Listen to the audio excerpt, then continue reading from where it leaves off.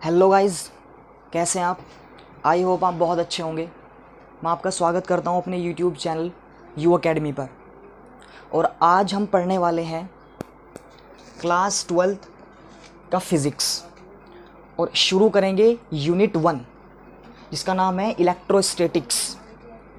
NCERT के according हम काम करेंगे। हम रोज़ाना आपको एक वीडियो अपलोड कराएंगे। बहुत बच्चे क्या होता है कि मतलब फ़िज़िक्स से काफ़ी डर लगता है उनको। वे सोचते हैं, उनकी खुद की ये पर्सनल ओपिनियन है कि मतलब फ़िज़िक्स बहुत टफ सब्जेक्ट है। लेकिन मैं आपको ये विश्वास दिलाता हूँ कि फ़िज़िक्स एक बहुत अच्छा और लॉजिकल सब्जेक्ट है। यदि आप इसको अच्छे से पढ़ें, इसको डीपली स्टडी करें और रेगुलर आप इसको पढ़ें और इसको प्रैक्टिस करते रहें तो ये आपके लिए बहुत ईजी हो जाएगा। आप बहुत अच्छे से इसको कवर करने लगेंगे। कहा जा सकता है कि आप महारथी हो जाएंगे इसमें, क्योंकि काफ़ी अच्छा सब्जेक्ट। शुरू में हमें भी ऐसे ही लगता था, जब हम स्टूडेंट लाइफ में थे तो हमें भी ऐसे लगता था, क्लास 12th में थे, कि फ़िज़िक्स काफ़ी हार्ड सब्जेक्ट है। लेकिन जैसे जैसे हमने स्टडी किया, हमने पढ़ा, तो हमें अच्छा लगने लगा। सो हम बात को ज़्यादा लंबी नहीं करते और अपने टॉपिक पे आते हैं। आज हम पढ़ते हैं क्लास 12th का, हमारी यूनिट 1 है। क्लास 12th के अंतर्गत लगभग 14 या 13 यूनिट है। तो हम फर्स्ट यूनिट स्टार्ट करने जा रहे हैं। कंटिन्यू आपको एक वीडियोज़ फिज़िक्स की हमारे चैनल पर यू अकेडमी पर अपलोड करा दी जाएगी, ठीक है ना। हम इलेक्ट्रोस्टैटिक्स, जो कि फर्स्ट यूनिट का नाम है इलेक्ट्रोस्टैटिक्स, हिंदी में कहा जाता है स्थिर वैद्युतिकी। स्थिर वैद्युतिकी हिंदी में कहा जाता है, इंग्लिश में इलेक्ट्रोस्टैटिक्स कहा जाता है। और एनसीईआरटी के कुछ सिलेबस हमारा हटा दिया गया। आपको जानना ज़रूरी है कि कुछ सिलेबस हमारा यूपी गवर्नमेंट ने और बिहार गवर्नमेंट ने कोरोना वायरस के चलते हुए बहुत सारा सिलेबस रिमूव कर दिया गया है। तो चूँकि हम सारा सिलेबस कंप्लीट कराएंगे, लेकिन आप उन टॉपिक्स को ध्यान रखना। हम वे टॉपिक्स एक न्यू वीडियो के साथ लेकर आएंगे। हम उन टॉपिक्स को भी कवर करा देंगे जो गवर्नमेंट ने हटाए हैं, लेकिन उसके अतिरिक्त हम कंप्लीट सिलेबस कंप्लीट कराएंगे। सारा सिलेबस, हम संपूर्ण सिलेबस कंप्लीट कराएंगे और हम आपको एक अच्छा कंटेंट उपलब्ध कराएंगे। उसकी टेंशन मत आप लो, बस आप पढ़ते जाओ। एनसीईआरटी के अकॉर्डिंग हम काम करेंगे। और आज हम वीडियो 1 है, क्लास 1 है, लेक्चर 1 है। और क्लास 1 के इस यूनिट 1 के अंतर्गत हम पहला चैप्टर स्टार्ट करने जा रहे हैं। इस यूनिट का इलेक्ट्रोस्टैटिक्स का पहला चैप्टर जो है विद्युत आवेश तथा विद्युत क्षेत्र, इंग्लिश में कहा जाता है electric charge and electric field. Electric charge and electric field English में कहा जाता है, हिंदी में कहते हैं विद्युत आवेश तथा विद्युत क्षेत्र। इंग्लिश में मैंने लिखा नहीं है, लेकिन मोस्टली इंग्लिश में याद रखना इम्पॉर्टेंट है, क्योंकि क्लास 12th और क्लास 11th तक काम चल जाता है। लेकिन जब क्लास 12th पास आउट हो जाते हैं और आप डिग्री के या किसी भी ग्रेजुएशन के अंदर एडमिशन लेते हैं, तो आपको बहुत प्रॉब्लम्स का सामना करना पड़ सकता है। इसलिए मेरा पर्सनल ओपिनियन ये है कि आप हिंदी के साथ साथ इंग्लिश को भी प्रेफर दें, इंग्लिश को भी अच्छे से पढ़ें। आप जो चीज़ आप हिंदी में पढ़ रहे हैं वो चीज़ आप इंग्लिश में भी पढ़ें। और हमारे चैनल की ये ख़ास प्रोबेबिलिटी होगी कि आप जो चीज़ इंग्लिश में पढ़ेंगे वो चीज़ हम आपको हिंदी में पढ़ाएंगे, और जो चीज़ आप हिंदी में पढ़ेंगे वो चीज़ हम आपको इंग्लिश में भी पढ़ाएंगे। बस आप ध्यान से पढ़ते जाएं।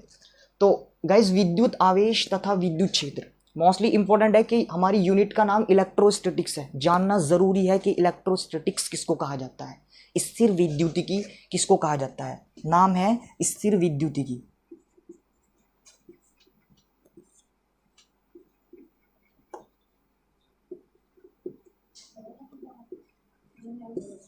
स्थिर विद्युतिकी। अब स्थिर विद्युतिकी कहते किसको है? स्थिर विद्युतिकी उसको कहते हैं कि फिजिक्स की, यानी भौतिक विज्ञान की एक ऐसी शाखा है। ये स्थिर विद्युतिकी, इलेक्ट्रोस्टैटिक्स भौतिक विज्ञान की एक ऐसी शाखा है जिसमें हम ऐसी वस्तुओं का, ऐसी थिंग्स का, ऐसे ऑब्जेक्ट्स का अध्ययन करते हैं जिन पर आवेश स्थिर रहता है, जिन पर आवेश बिल्कुल हिलता नहीं है, स्टैटिक्स रहता है। तो ऐसी वस्तुओं का हम अध्ययन करते हैं। अब ये बात आपको समझ में नहीं आएगी। थोड़ा आप जब डीपली पॉइंट्स से एकदम डीपली स्टडी करेंगे, आपको ये टॉपिक्स आपका बहुत अच्छे से कवर हो जाएगा और बहुत अच्छे से आपको ये बातें मेरी समझ में आने लगेगी। देखिए ना, देखिए एकदम से कोई ज़ीरो से हीरो नहीं बनता, थोड़ा टाइम लगता है हर चीज़ के लिए। तो आप थोड़ा टाइम दें, पढ़ें, तो आपको हर टॉपिक्स बहुत अच्छे से कवर होने लगेगा। तो मैं बता रहा था कि स्थिर विद्युतिकी यानी इलेक्ट्रोस्टैटिक्स को कहा जाता है भौतिक विज्ञान की वह शाखा जिसमें हम ऐसी वस्तुओं का या ऐसे ऑब्जेक्ट्स का अध्ययन करते हैं या स्टडी करते हैं जिन पर आवेश, जिन पर चार्ज स्टैटिक होता है या स्थिर होता है, जमा हुआ होता है, उनको कहते हैं हम स्थिर विद्युतिकी। इलेक्ट्रोस्टैटिक्स उस शाखा को कहा जाता है। होप समझ में आ गया होगा आपको। नेक्स्ट चलते हैं। अब स्थिर विद्युतिकी के बाद हम आपको आगे ले चलते हैं। स्थिर विद्युतिकी के बाद, स्थिर विद्युतिकी के बाद जानना जरूरी है कि विद्युत आवेश तथा विद्युत क्षेत्र, जो कि हमारा चैप्टर है आज का, विद्युत आवेश तथा विद्युत क्षेत्र। विद्युत आवेश को इंग्लिश में विद्युत इलेक्ट्रिक चार्ज कहा जाता है और विद्युत क्षेत्र को इंग्लिश में इलेक्ट्रिक फील्ड कहा जाता है, ठीक है ना। तो electric charge and electric field, ठीक है ना। तो उससे पहले मैं आपको बताता हूँ कि जो इलेक्ट्रोस्टैटिक्स है इसको पढ़ना इम्पॉर्टेंट क्यों है। आते हैं इसके इंट्रोडक्शन पर, यहाँ से हमारा चैप्टर शुरू होता है। इसके इंट्रोडक्शन पर आते हैं और इंट्रोडक्शन से हम शुरू करते हैं।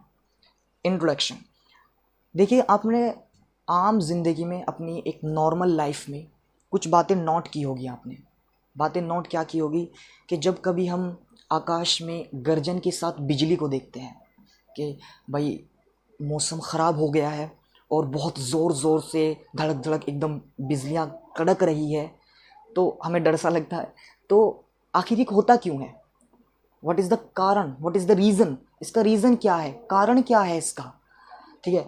और उसके अतिरिक्त आप कभी टेलीविज़न स्क्रीन को देखते हो। टेलीविज़न, अब तो टेलीविज़न चलते नहीं है, सबके घरों में एलसीडी हो गई है, लेकिन उसके अतिरिक्त आप टेलीविज़न स्क्रीन को देखिए। टेलीविज़न स्क्रीन पर आपको जब कभी आप जो कागज़ के छोटे छोटे टुकड़े होते हैं उनको अपने टेलीविज़न स्क्रीन पर रखते हैं ना, तो आप वे थोड़ा अट्रैक्टेड होते हैं टेलीविज़न स्क्रीन की तरफ। टेलीविज़न स्क्रीन की तरफ वे थोड़ा अट्रैक्शन उनके बीच हो जाता है, एक अट्रैक्शन फोर्स, एक आकर्षण बल, एक खींचने वाला खिंचाव बल उत्पन्न हो जाता है। तो ऐसा क्यों होता है? दूसरा, जब कभी आप किसी बस में सफ़र करते हैं और बस में बैठते वक्त जब आप खड़े होते हैं और चलते हैं तो लोहे की करोड़ को पकड़कर आप इस तरीके से चलते हैं। तो ऐसा क्यों होता है? जब आप लोहे की करोड़ को पकड़ते हैं और चलते हैं और आपको एक विद्युत झटके का अनुभव होता है, कह सकते हैं कि वो विद्युत झटका बहुत नॉर्मल, बहुत हल्का था, लगभग आपको पता भी नहीं चलता और वो विद्युत झटका लग जाता है आपको, लेकिन आपको पता नहीं चलता। इसके अतिरिक्त किसी कार का दरवाज़ा खोलते वक्त आपको विद्युत झटके का अनुभव होता है। जब सिंथेटिक मौसम हो जाता है ना, संश्लिष्ट मौसम हो जाता है, सिंथेटिक मौसम, तो उसमें आप स्वेटर या फिर किसी भी ऊनी कपड़ों को जब आप पहनते हैं तो आप निकालते हैं ना उनको, सर्दी के मौसम में इस तरीके से निकालते हैं तो आपको चट चट की ध्वनि सुनाई देती है, पिट पिट चट चट इस तरीके से ध्वनियाँ निकलती है, साउंड्स निकलते हैं। तो इसका रीज़न क्या है, क्यों निकलते हैं, ऐसा क्यों होता है? कभी कभी आप, जैसे मेरी शर्ट है, मैं अपनी शर्ट पर इस तरीके से करने लगूँ तो इस तरीके से आप देखेंगे आपकी उंगलियां गर्म हो जाती है, इस तरीके से करते हैं। और रात के टाइम देखेंगे ना तो एक बहुत आपको इफेक्टिव चीज़ दिखे कि यहाँ पर चिंगारियाँ भी दिखती है रात के टाइम। अगर आप रात के टाइम देखेंगे तो आपको यहाँ पर चिंगारियाँ भी उठती हुई दिखाई देंगी। लेकिन रीज़न, इसका रीज़न क्या है? तो गाइज, इसका रीज़न है इलेक्ट्रिसिटी। इन सभी घटनाओं का रीज़न इलेक्ट्रिसिटी है, इन सभी घटनाओं का कारण इलेक्ट्रिसिटी है। हर चीज़ इलेक्ट्रिसिटी से यहाँ पर जुड़ी हुई है इलेक्ट्रोस्टैटिक्स के अंतर्गत, और इलेक्ट्रिसिटी का क्षेत्र अपने आप में बहुत डेवलप है। तो हम इसी के अंतर्गत इसी चीज़ को पढ़ेंगे। तो शायद आपको समझ में आ गया होगा कि इंट्रोडक्शन में मैं क्या कहने वाला था आपसे, और आपने इस बात को नोट भी कर लिया होगा कि इंट्रोडक्शन शायद आपकी समझ में आ गया होगा कि जितनी भी हमारे, जैसे हम किसी कार का दरवाज़ा खोलते वक्त हमें विद्युत झटके का अनुभव होता है, किसी बस में सफ़र करते वक्त लोहे की करोड़ को पकड़ने पर हमें विद्युत झटके का अनुभव होता है, ठीक है ना। टेलीविज़न स्क्रीन के द्वारा कागज़ के छोटे छोटे टुकड़ों को अपनी ओर आकर्षित करना, ठीक है ना, इसमें विद्युत झटके का अनुभव होता है। इसके अतिरिक्त आकाश में गर्जन के साथ बिजली का चमकना, इससे बहुत, ये भी एक विद्युत झटका ही है, मतलब एक विद्युत का ही कारण है ये भी, इसके बारे में भी आप पढ़ेंगे, ठीक है ना। तो ये सारे विद्युत के कारण हैं। तो इन सब का अध्ययन हम इलेक्ट्रोस्टैटिक्स के अंतर्गत करते हैं। तो शायद इंट्रोडक्शन आपका क्लियर हो गया होगा, बेसिकली बात आपको समझ में आ गई होगी, ये मेरी आशा है कि आपको बहुत है। फिर भी आपको अगर कोई कहीं पर कोई डाउट हो तो आप कमेंट बॉक्स में हमें कमेंट करके पूछ सकते हैं, okay.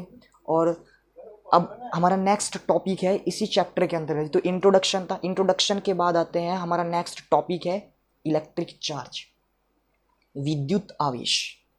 What is the electric charge? ये इलेक्ट्रिक चार्ज क्या है?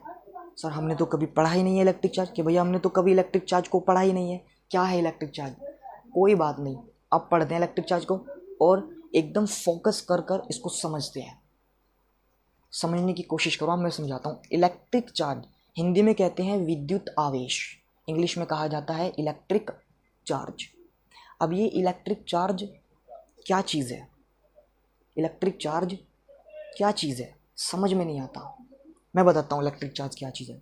इलेक्ट्रिक चार्ज किसी भी पदार्थ का, किसी भी द्रव्य का, कोई भी हमारी वस्तु है, उसका एक ऐसा गुण है, एक ऐसी प्रॉपर्टी है, एक ऐसा गुण है जिसके कारण कोई भी वस्तु इलेक्ट्रिक फील्ड डेवलप करती है, या विद्युत झटके का अनुभव करती है, या चुंबकीय झटके का अनुभव करती है, या चुंबकीय भावनाएं उत्पन्न करती है, या विद्युत झटके का अनुभव करती है, या फिर विद्युत झटके को फील करती है। तो आप चाहे तो मैं इसको लिख भी सकता हूँ नोट करने के लिए, मैं लिख ही देता हूँ, कोई बात नहीं। तो विद्युत आवेश क्या है? विद्युत आवेश द्रव्य का वह गुण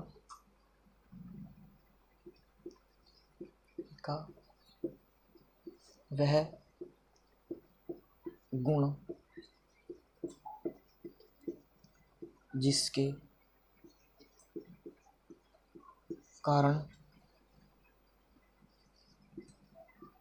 वह द्रव्य का वह गुण जिसके कारण वह विद्युत या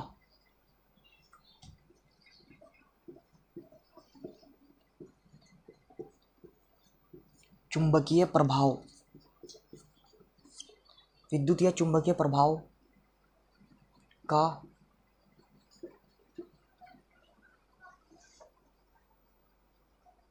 अनुभव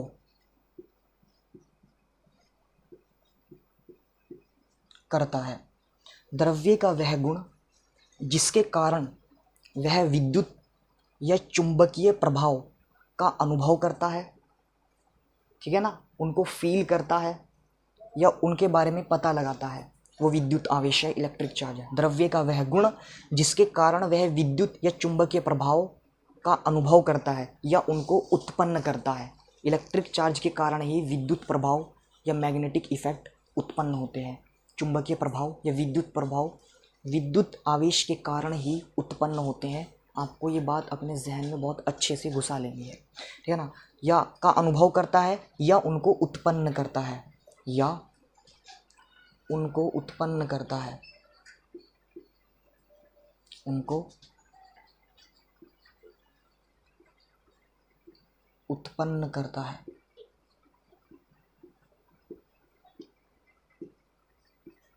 या उनको उत्पन्न करता है, ठीक है ना। द्रव्य का वह गुण जिसके कारण वह विद्युत या चुंबकीय प्रभाव का अनुभव करता है या उनको उत्पन्न करता है विद्युत आवेश कहलाता है, ठीक है ना। ये बात आपको ध्यान रखनी है, विद्युत आवेश कहलाता है। विद्युत आवेश, विद्युत आवेश कहलाता है।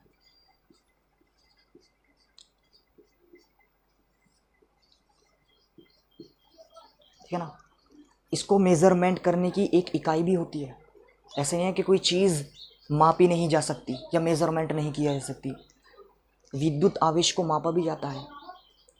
कूलाम इसका मात्रक है, आपको याद रखना है। कूलाम, इसके और भी कई अतिरिक्त मात्रक हैं अलग अलग सिस्टम में, यानी MKS पद्धति में इसके अलग मात्रक है, ठीक है। FPS पद्धति में इसके अलग मात्रक है। SI पद्धति में जो ये इंटरनेशनल यूनिट ऑफ सिस्टम है उसमें इसके अलग मात्रक है या अलग यूनिट है। तो नॉर्मली आप बड़े कंडीशन पर याद रख लीजिए, इससे काम चल जाता है कि विद्युत आवेश का जो मात्रक है वो कूलाम है, ठीक है ना। कूलाम, आगे आप और भी मात्रक पढ़ेंगे। भाई अभी तो पूरा क्षेत्र पढ़ा है, पूरा फिजिक्स पढ़ा है, पूरा फिजिक्स पढ़ना, इसके क्या इससे भी बड़े वाले मात्रक आप पढ़ेंगे। तो फिलहाल के लिए आप इतना याद रख लीजिए कि इसका मात्रक कूलाम होता है नॉर्मली, ठीक है ना। मैं यहाँ पर लिख देता हूँ,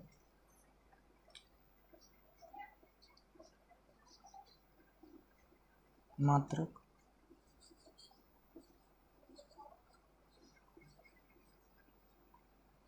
कूलाम, मात्रक कूलाम। ठीक है भाई, इसका मात्रक जो है वो कूलाम होता है। तो इतनी बात तुम्हें समझ में आ गई। विद्युत आवेश क्या है भाई? विद्युत आवेश द्रव्य का वह गुण है जिसके कारण वह विद्युत या चुंबकीय प्रभाव का अनुभव करता है या उनको उत्पन्न करता है, विद्युत आवेश कहलाता है। इसका मात्रक कूलाम है। ठीक है ना, बस इतना विद्युत आवेश के बारे में जानना पड़ा। बहुत से बच्चे पता क्या क्वेश्चन उठा रहे होंगे, बहुत से बच्चे, बहुत से स्टूडेंट बेचारे हमारे सोच रहे होंगे कि जो सर नहीं लिख देना यार, ये द्रव्य, कि द्रव्य क्या पॉइंट है, द्रव्य का सिस्टम समझ में नहीं आता। बताता हूँ मैं द्रव्य का क्या पॉइंट है। द्रव्य पदार्थ को कहते हैं, और पदार्थ क्या चीज़ है तुम्हारे आसपास जिसमें वेट होता है, यानी जिसमें भार हो या द्रव्यमान हो।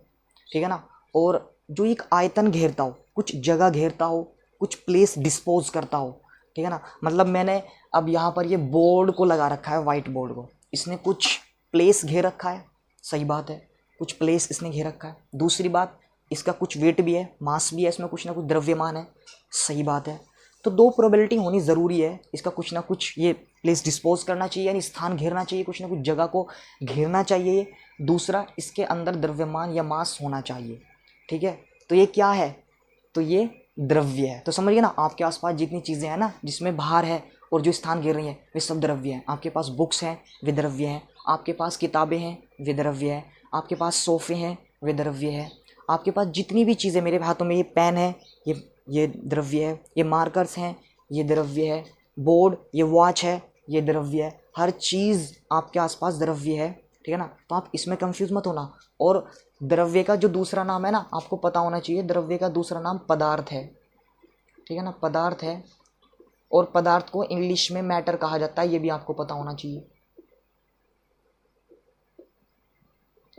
पदार्थ को इंग्लिश में मैटर कहा जाता है, ये भी आपको पता होना चाहिए।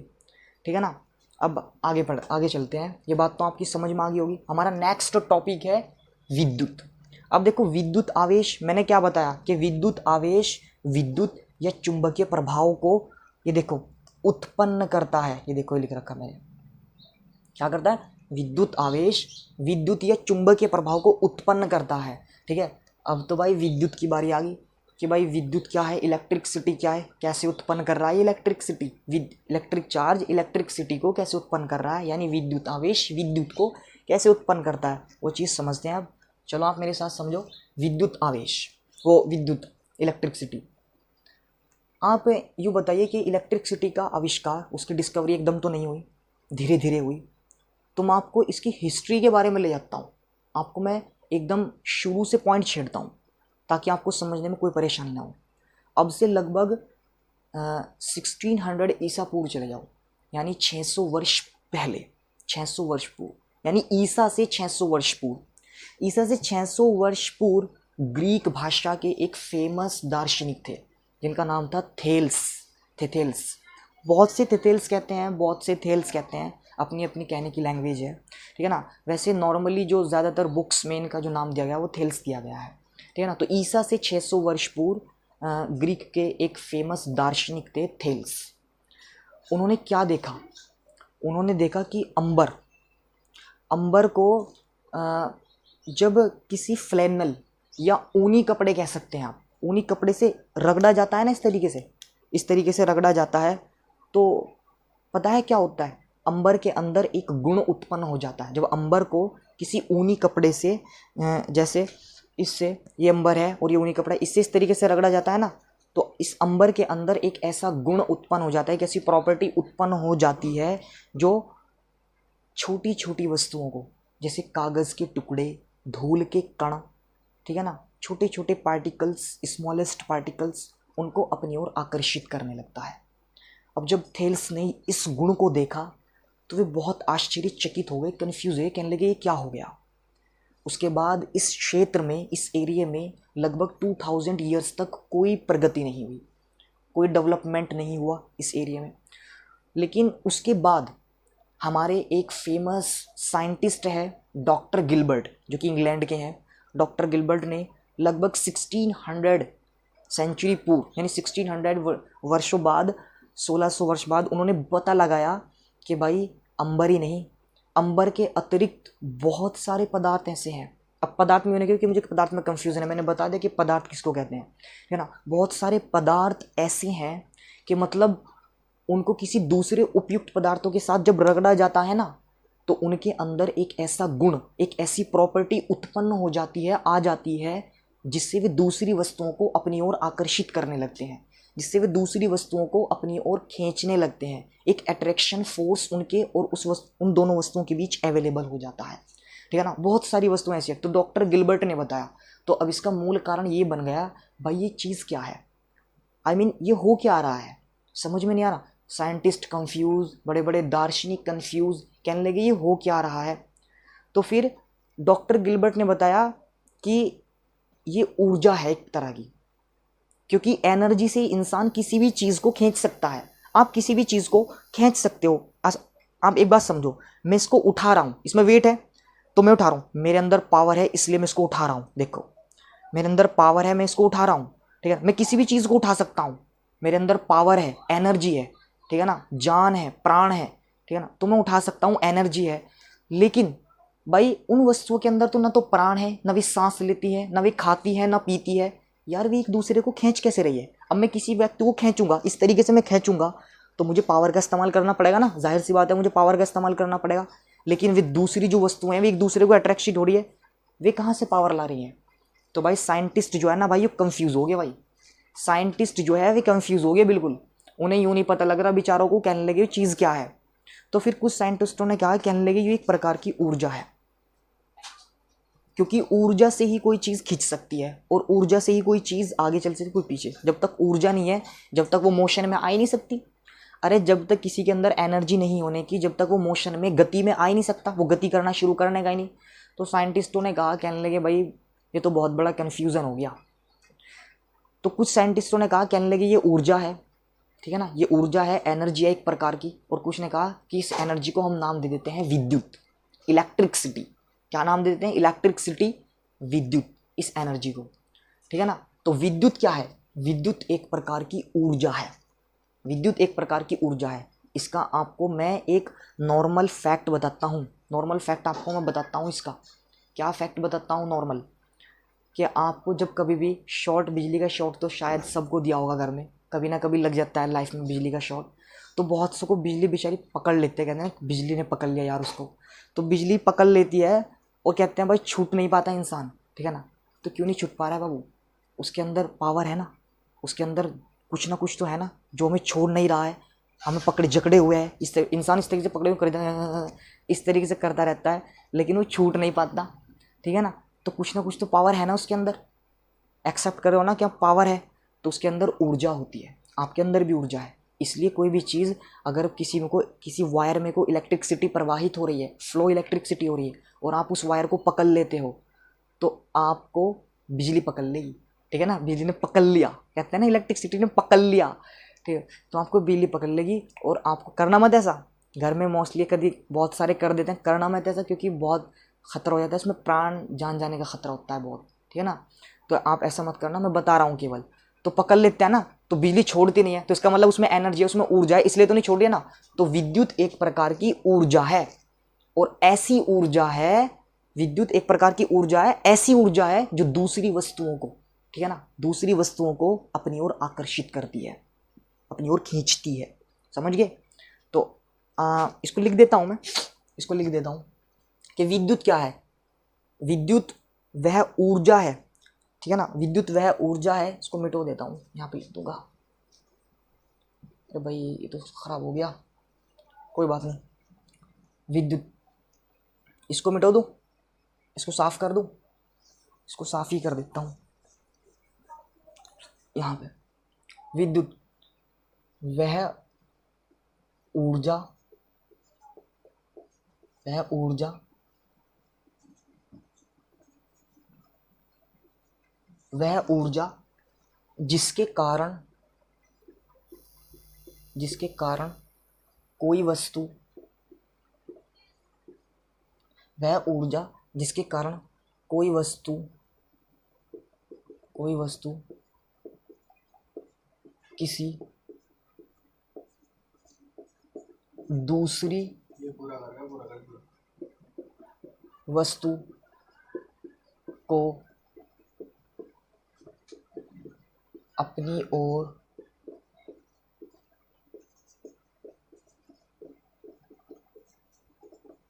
आकर्षित, वह ऊर्जा जिसके कारण कोई वस्तु किसी दूसरी वस्तु को अपनी ओर आकर्षित करती है, ठीक है ना भाई, करती है, विद्युत कहलाती है।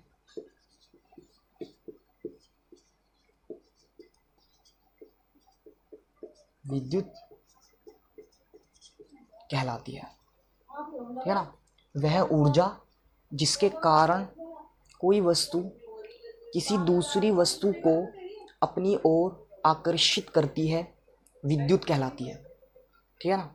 तो ये विद्युत की, इलेक्ट्रिसिटी की डेफिनेशन है, ठीक है ना। और जब ये विद्युत का गुण किसी वस्तु के अंदर आ जाता है तो उसको हम कहते हैं विद्युतमय हो गई कोई वस्तु। क्या हो गई? विद्युतमय, विद्युतमय, ठीक है ना, विद्युतमय। इंग्लिश में कहते हैं इलेक्ट्रीफाइड हो गई,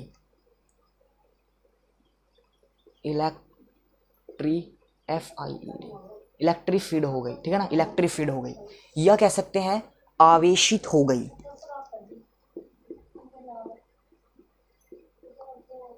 आवेशित हो गई, या कह लेते हैं चार्ज्ड हो गई, चार्ज्ड हो गई, ठीक है ना, चार्ज, CHARGED,